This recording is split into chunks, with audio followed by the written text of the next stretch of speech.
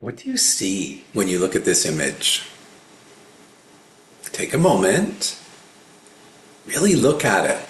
Just look at it for a good 10 seconds or so.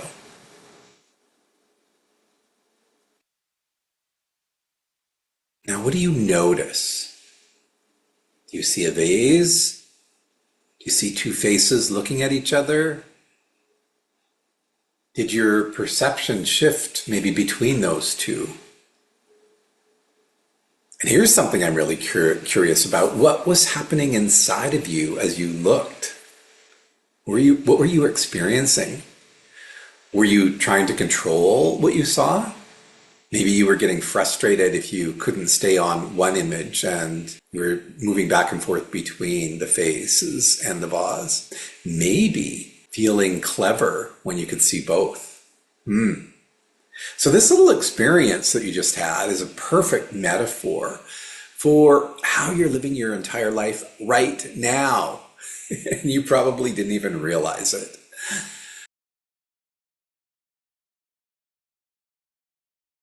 I'm Lord Crawford, and I've been working with men just like you who, on paper, are super successful, but they recognize something is actually missing as well in their lives. And today I want to show you why that comfortable life you've maybe built for yourself might actually be a bit of a prison that you can't see. And more importantly, how to find the key. If you like this topic, feel free to comment, share, like, and of course, subscribe.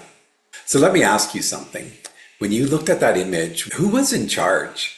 You or the image itself? Most of us want to believe we're the ones calling the shots, right? We're in control. We make the decisions based on logic, on experience, on careful consideration. We're practical, we're realistic, and we've got it all figured out, don't we? But what's actually happening is, just like with that optical illusion, there are forces operating in your brain that you're completely unaware of. And these forces, let's call them the saboteurs, are based on groundbreaking work by Shahzad Sharman, author of Positive Intelligence. They're making the decisions for you. So think about your last major life choice. What was that? It might have been staying in a job that drains you, or having that difficult conversation with your partner, or putting off a business idea that you've been thinking about maybe for years. You probably told yourself, it's not the smart thing to do, or it's not the responsible choice to make. But what if I told you that wasn't really you making that decision? It was this invisible force operating from your survival brain and keeping you exactly where you are. So according to research from Stanford University, 80% of people operate from these saboteur patterns most of the time. That means 8 out of 10 guys watching this video right now are living in autopilot, convinced that they're in control, that they're in the driver's seat. Let me tell you about one of those saboteurs that I know intimately, because it nearly sabotaged my entire career. And this one is called the avoider. So picture this, I'm running a yoga business and I've got a really important program to deliver, but instead of preparing properly, I'm doing everything except that important work. I'm checking emails and getting stuff cleared off of my desk. I'm reading articles about marketing. I'm doing everything but working on getting that program finalized. Anything that will actually help with the preparation that I need to do. And days go by. Then weeks, and the deadline is fast approaching, and I'm getting a little bit panicky. And finally, I throw something together somewhat last minute, and I deliver the program. It's not polished. There are errors that I didn't catch. And I do come across as unprepared, because I was. You see, that avoider convinced me that I was being flexible, I was being creative, I was just giving myself time to ponder, that I work well under pressure. What's the truth? Well, I was terrified of not being good enough, to be quite clear. And so I avoided putting in the real work that would have made it excellent and made me excellent. This pattern definitely cost me clients. It impacted my reputation and future opportunities. But here's the kicker. I couldn't see it. I had 100 explanations for why I was doing what I was doing and for why things weren't working. And none of them involved looking at my own behavior. None of them. Does that sound familiar? Maybe for you, it's avoiding the difficult conversation with your boss about that promotion you know you deserve, or not starting that side business because you haven't done enough research yet, or you're postponing a health checkup because you're just too busy, right? These things happen. The avoider tells you these stories. Now's not the right time. You need more information before you move forward. It's better to be safe than sorry.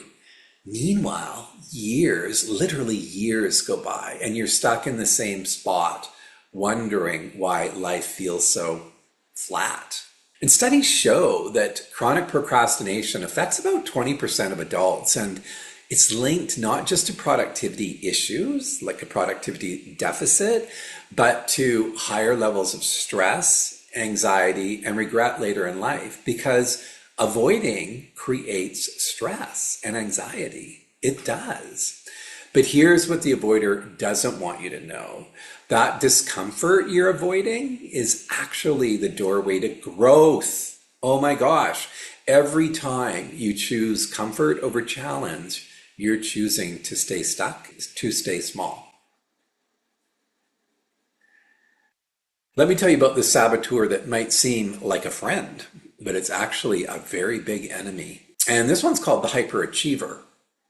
So I was the first Canadian to get certified in a particular system of yoga. It required rigorous training, difficult requirements, real achievement, lots of time and money. You'd think I'd be celebrating that, right? Using those credentials to really build a powerful business. Well, instead, I barely even mentioned it. Why?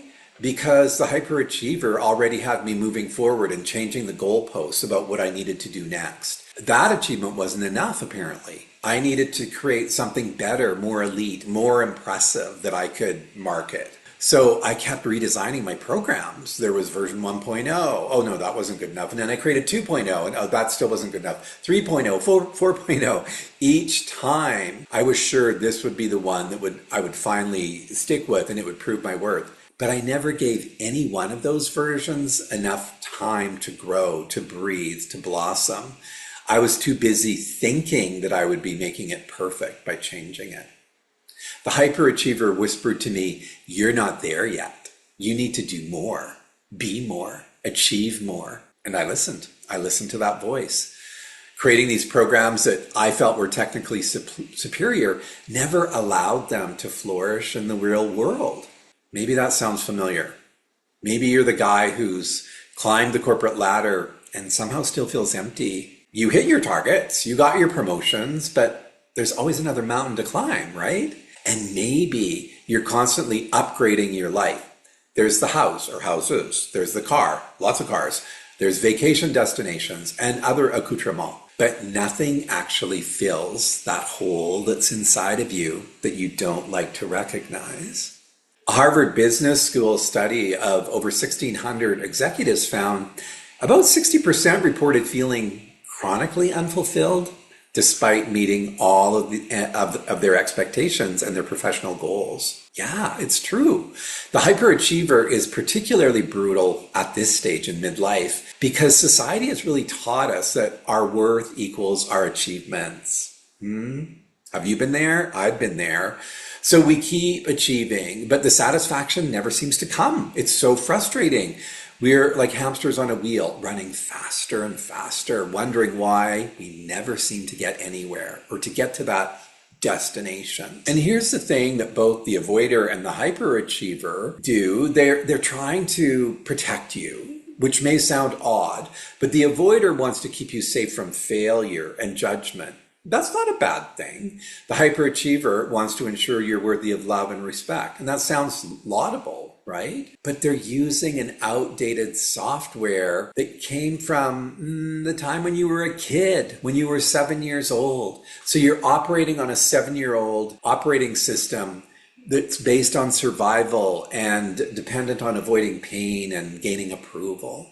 You're not 7 years old anymore. But your saboteurs haven't gotten that memo.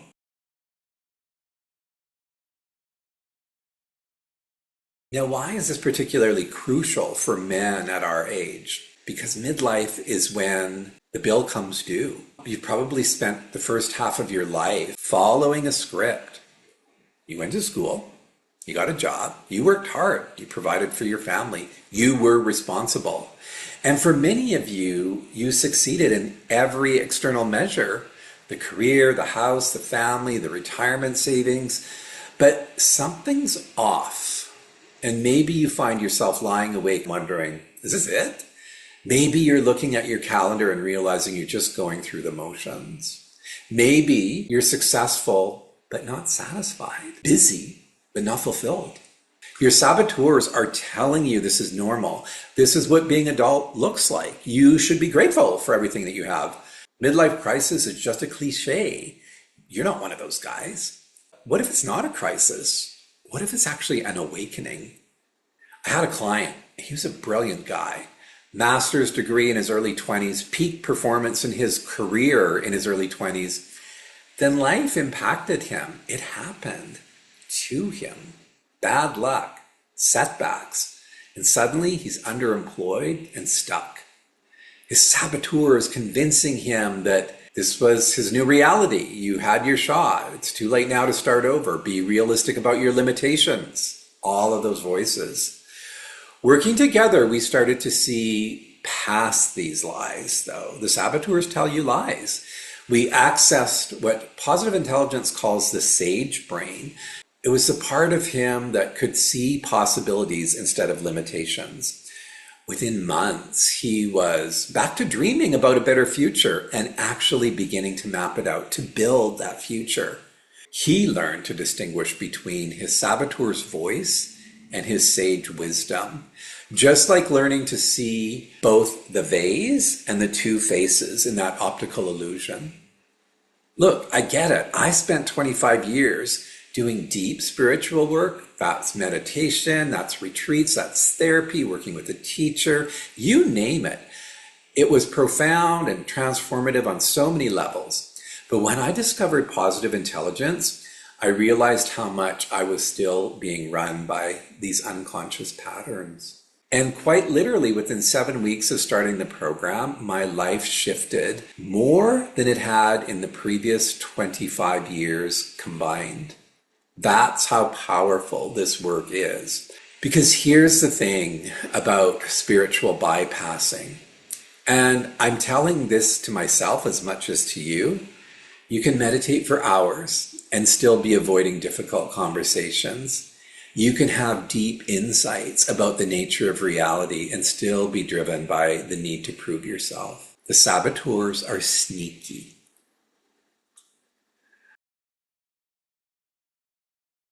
So what does it look like to operate from sage mode instead of saboteur mode? Remember the optical illusion. When you can see both images, the vase and the two faces, you're not being controlled by either. You have perspective. You have choice.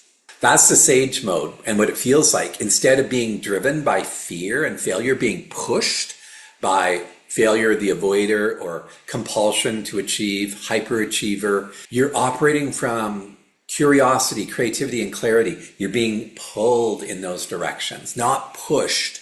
Let me give you a concrete example. The avoider version of starting a new project goes like this: endless research, waiting for the perfect plan, and finding reasons about why right now isn't the right time.